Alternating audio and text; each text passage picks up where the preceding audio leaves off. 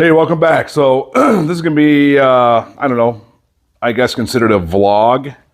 Just kind of a little update video, what's going on here in the barn, the projects I'm working on, the projects that are coming up, just a little bit of everything. If you follow the channel, which I hope you do, if not, please subscribe. You probably saw a video of me snow wheeling the Explorer a week ago or so. I haven't posted anything about it because I don't want to talk about it until I know how it's going to be handled. But it probably ended the day by 2 to 3 hours. It probably shortened our day, or at least my day. We were just gonna kind of hit one more obstacle, head back to the parking lot, to the vendor village at Detroit Winterfest, and just kind of hang out for a minute and then wait for the night run to start. Well, on that last obstacle, which in the video at the Winterfest shows, I was not doing anything hard at all, and something in the front end just let go. So if you can see, the truck is back here and the whole front axle and everything is out. Obviously I'm working on the truck camper. This is still my priority right now, but this is kind of a surprise thing that popped up. So now I got to kind of figure out what I'm going to do with this. And again, I don't want to let any details out yet until I have some answers. So let's talk about what's going on. All right, so Winterfest was that Saturday. Came home, put it in the barn, and then Sunday first I was hoping it was one of the hubs. So I pulled out the worn premium hubs, put in my TMR drive flanges, backed it out, pulled it in, and there was still popping and grinding and stuff going on. So unfortunately it wasn't my hubs. So then I popped the front diff cover, and right when I was draining the fluid, I already instantly was seeing pieces of stuff falling out, and I'm like, oh boy. So pulled the cover off 100%, and basically what happened is the locker's carrier bolts, not the ring gear bolts, the carrier bolts, unthreaded themselves and basically washed themselves around in the gear oil and blew out the ring and pinion on top of, the locker itself destructed itself, and then collateral damage was my ring and pinion, and actually one of the pinion bearings was bent up too. So that's all the details I'm going to give right now. But let's see here. So the only thing that I haven't done myself is I've never set up my ring and pinions. I've always had a shop do it. And there's a local shop here 15, 20 minutes away. Guy Mike's been doing it for like 40 years. He's done every single gear set and every single axle in all my trucks, daily drivers as well. So probably at least 12 re-gears. So again, since the camper is the priority right now and that's in the middle of the barn, I'm working on that. It's not that hard just to put the truck up on the big boy jack stands and then pull the axle out, because like I said, I've always just brought my axles to the ring and pinion shop. Well, Mike kind of retired this year, and it's going to be the same shop, same business, same morals, same everything, but new guys and stuff, which isn't a big deal because Mike's training them. But I'm also thinking I got a lot of things coming up that I'm changing, which involves, again, I'll show you more detail in a sec.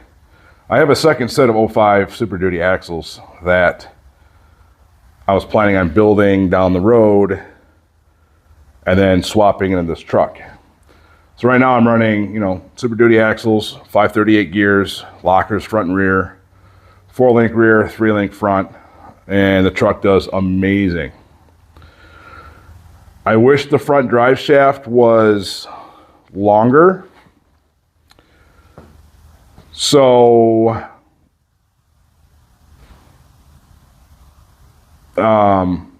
there's one of two things I can do, or there's two possibilities. Move the axle forward, which is really the go-to generally, but that's going to involve a ton of fabrication on what's already set up in the front. With a 3-link, you still have a track bar. I still have a steering box, hydro assist, so I have a drag link. Without, I guess, going to a full gearbox that's like frame mounted on the outside, that'd be the only way to like move that part forward to then move everything else forward. But so I was kind of thinking, what else can I do?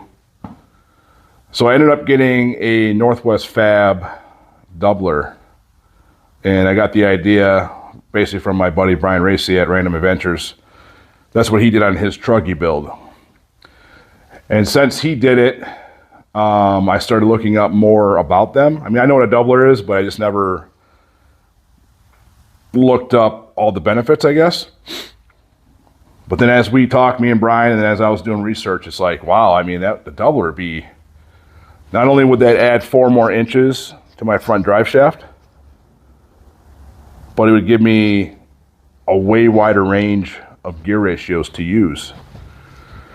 So that was something I ordered back last June of 23, and I didn't get it until I think October. But again, I didn't need it right then. It's not like I was like ready to do it, but at least I have it. Let's take a look at it. All right, so there it is, Northwest Fab doubler. This right here is their black box. So this thing comes 100% ready to go, whereas you can buy the, what do they call it? Eco box, but then you have to source your planetary gear set from a particular transfer case. Yes, it would save some money, but I'd rather just have this thing ready to go, and that's what I did. It's not really much to look at. This is going to go in front of my Atlas. The Atlas is a 3.8 to 1, and again, I'm running 538 gears currently. My first gear in my 470W is a 2.84 to 1, and realistically, with 40-inch tires in low range first, I mean, I have so much low end torque, plus my 342 stroker V8. There's lots of times where I'm using second gear because first is too low, and then I'm scooting to third gear once in a while too. So the idea is with a doubler, I don't have to have as low of a range all the time. So if I just needed, say, my 272 to 1, I'll just engage the doubler and have a 272 to 1 with my gears and the axles, and I bet that would be plenty for almost everything. And then when we go down to do some hardcore stuff in Tennessee, Kentucky, etc., then I'll have my low range. So many options. I'm super excited. So the gearing's going to change as far as low range. It's going to extend my front drive shaft 4 inches. Right now, I'm not limited with my articulation side to side, but as far as drooping out the whole axle evenly, driver's side I have been having to limit before the drive shaft binds up. It's weird how it works, but like I said, right on top of the pig is where I have a strap. So that still allows me to have my full articulation. I didn't give up none of that. But as far as dropping the whole axle out, a little bit higher speed, some whoops, etc., I only have 3 inches of droop at that point, or that situation, which definitely sucks. So I'm hoping that adding 4 inches will actually solve the issue. But since that whole plan and idea, I kind of have supercharged the idea of the other set of axles, which here is the other front Dana 60, which I've been tearing down. All that's really left to do on this now is cut off all these brackets. And then I also want to, which would help my drive shaft as well, is I want to cut and turn the inner C's. So I want to be able to set my pinion angle how it needs to be. But then I also want my caster as negative as possible, like 7 to 9 degrees. So that's going to open up a whole lot of benefits as well. And then another part of the axles is doing the ballistic fabrication shape kits for both the Dana 60 and the Sterling. With these shape kits, you basically are getting rid of 1.5 inches off the bottom of these pigs, which are huge. So myself running 40s with these axles shaved is essentially like me running a 43-inch tire. So I'm super excited about that. And then with everything else kind of going on here, I know if we refer back to my original build videos when I first started this truck, I really wanted to do ORI struts. But at the time we were like 2 years out. So that's why I went coilovers. Coilovers have been cool, they've been working great. But then after the truck was built, everything was in the truck, these 2.0s are just not up to the task of higher speed stuff. I have sent these in twice to AccuTune, and they basically have valved these as aggressively as they can. Still, they work amazing for crawling, which is what I built the truck for, but once, twice a year, if I go to Silver Lake, I'd like to be able to adjust my valves and kind of whoop this thing out. But with 2.0s, it's just not possible with the weight of this truck. So, not that that part's going to change anytime soon, but eventually, I'd like to do that. Everything's like a domino effect. You want to change one thing, you end up having to change 2, 3, 4, 5, 6 more things for that change. So what seems like a small project sometimes ends up being a huge project. So I got to kind of plan ahead, which is why I thought getting these axles kind of built on the sidelines, I could do it over some time and kind of spread out the cost, the time, and whatever else, and be a little bit more prepared. So getting back to the front end again real quick. So why not stretch the front end on top of the doubler? So the doubler is adding 4 inches to my front drive shaft. Right now with the 40s, my fenders are trimmed pretty good, but I'm still touching fender, and I really can't trim too much farther back without really getting into the actual body structure. So it'd be nice to have maybe another 1.5 inch front stretch. So I'm kind of thinking I might try to 4-link the front in the future. And with 4-link, you can't have a track, well, you don't need a track bar, and you can't use a steering box with a drag link. This doesn't work. So here's one more piece of the puzzle here. This is a TMR full hydro mount to go on the front of the Dana 60. I'm not going to take it all out, but it's basically a low profile, small platform. I've seen some that basically span the whole front of the axle. I can understand that if you're somebody that just wants to go pedal down and just bash through rocks and stuff. That's not what I do. Everything I do is slow, controlled crawling. So a lot of guys are running this, and then I've seen them add like a side tube to kind of strengthen it up and or give it that much more of a, I don't know, protection, whatever. So yeah, new axles, shaved,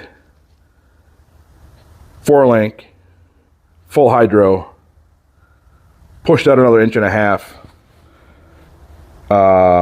is going to be a game changer. And the cut and turn, perfect pinion angle, perfect caster. Super excited about that stuff.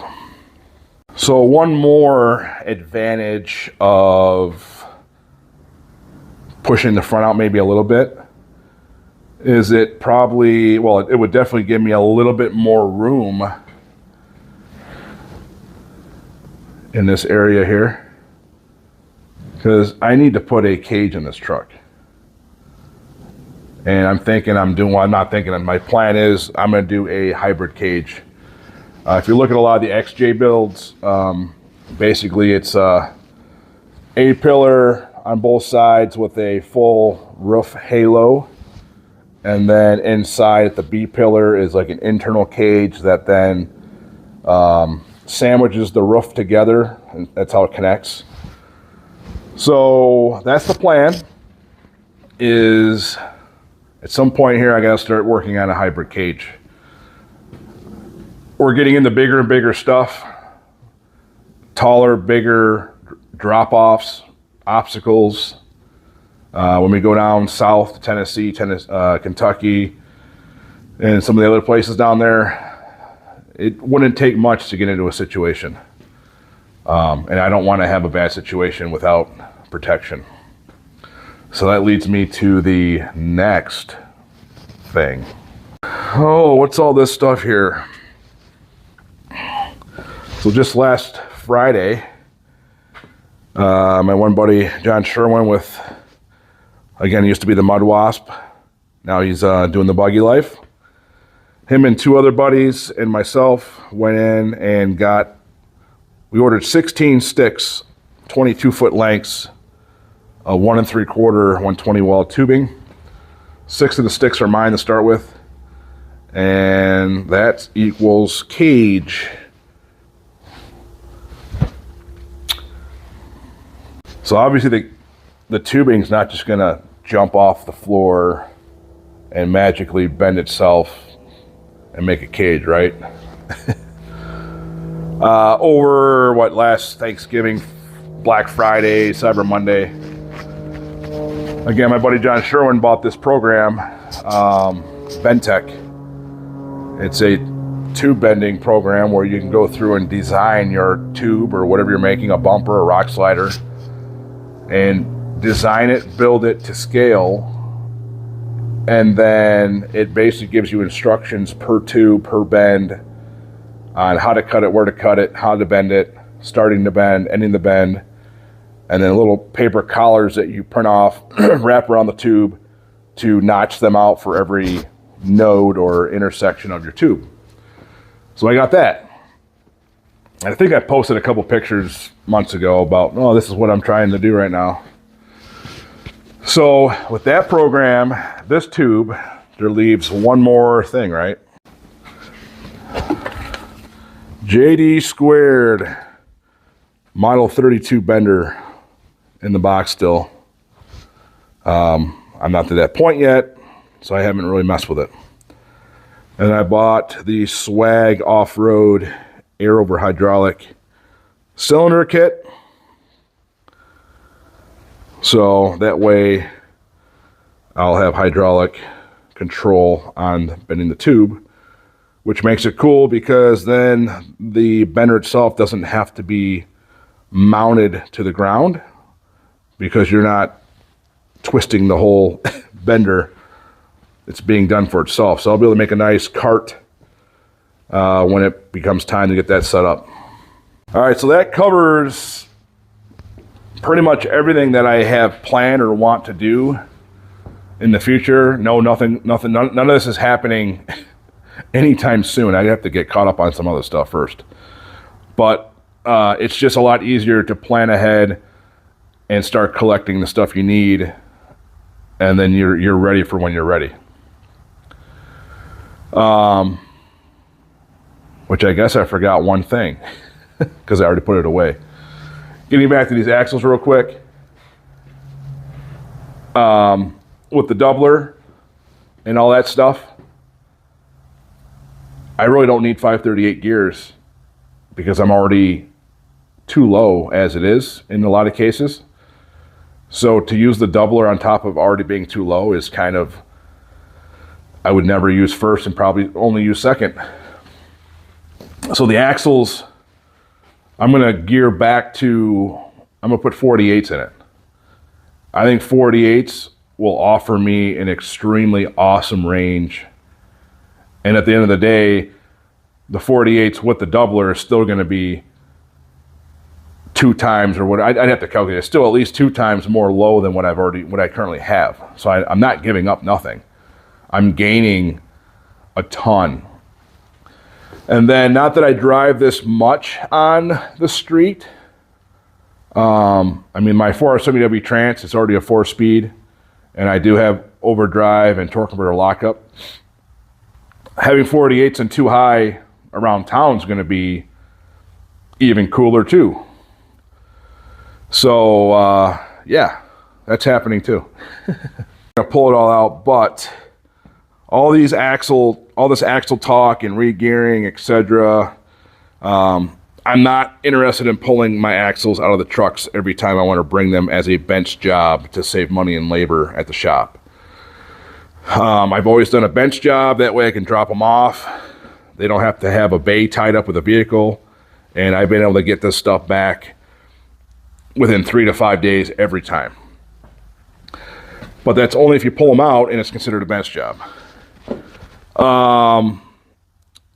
Since I'm going to start changing gears at least 2 more times, but I guess 3 times because of my failure, I decided to invest in myself and got the proper tools to pull the carrier and pinion bearings off the gear sets. And then inside this box here, I got all my setup bearings and setup races for both my 60 and my Sterling, along with all the crush sleeve eliminating spacers. I got all that stuff. So I'm going to learn to do my own gears, and I believe with these proper tools and setup bearings and races, it's just going to come down to measuring and checking the pattern. So I got calipers, I got inch-pound torque wrench. So that's my plan. I want to give a shout out to Will at East Coast Gear Supply. I called him, what was it, last Thursday or Friday, and told him what I wanted to do. I'm looking at the bearing carrier, the clamshell tool to do all the bearings off the carriers and pinions. And I just wanted to verify that it would cover my Sterling and my 60 100%. So we verified everything for me, got the tool set up, got the adapter I needed.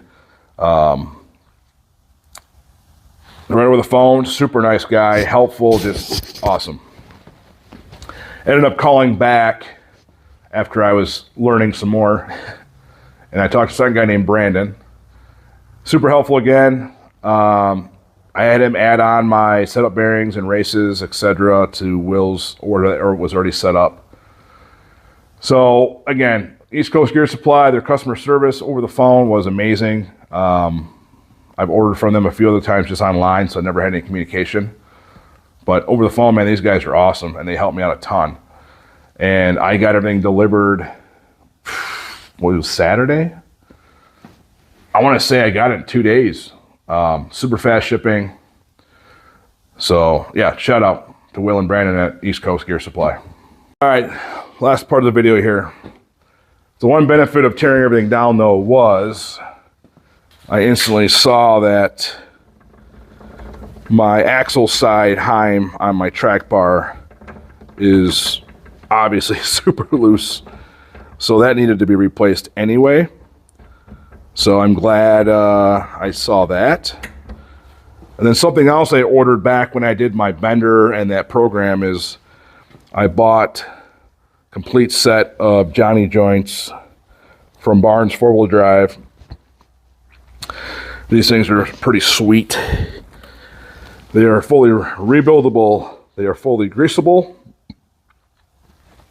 And I feel like they're not going to, I don't know, it seems like the Heims, the link, I don't want, it seems like on the truck, the links are always twisted one way or the other. They just sit, they don't ever sit nice and straight. These having basically a Heim inside of a bushing, I guess, I feel like they're going to stay straighter, which is cool. And then the other big thing a lot of people say, well, it's proven, that these shock absorb take out a ton of vibration and harshness on the trail, on the street. So the truck should end up actually being, you know, that much more comfortable to drive too. So I'm pretty excited. So since the front end's apart, I'm gonna go ahead and swap out my 3-link Heims for the Johnny joints.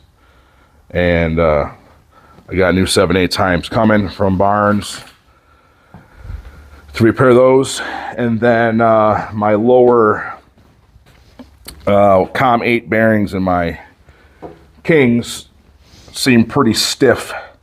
So I got some new replacement bearings for those too. All right, I was trying to keep the video short and sweet, but as you can tell, or as you just heard, there's a ton of stuff going on. Plans, goals, things changing here in the barn on the Explorer, on top of this project here. So video's probably a little bit longer than what I want it to be, but there's so much to cover, so much to go through. But that's where I'm at, that's what I'm doing. So stay tuned and you'll see it all unfold. Till next time.